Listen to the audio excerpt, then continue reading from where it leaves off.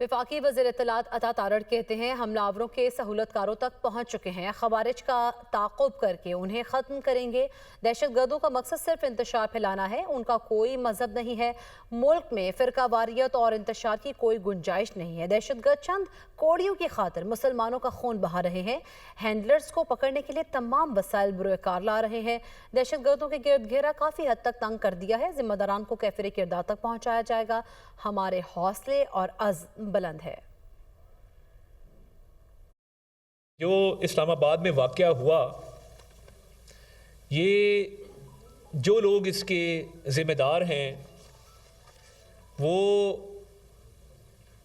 ان کو انسان کہنا انسانیت کی توہین ہے، اور یہ جو دہشت گرد ہیں ان کا نہ کوئی دین ہے، نہ مذہب ہے، نہ رنگ ہے، نہ نسل ہے۔ ان کا ایک ہی نظریہ ہے، وہ دہشت پھیلانا ہے۔ جس دہشت گرد نے یہ واقعہ اسلام آباد ترلئی والا کیا، کافی حد تک اس میں پیش رفت ہوئی ہے اس کے سہولت کاروں کے حوالے سے۔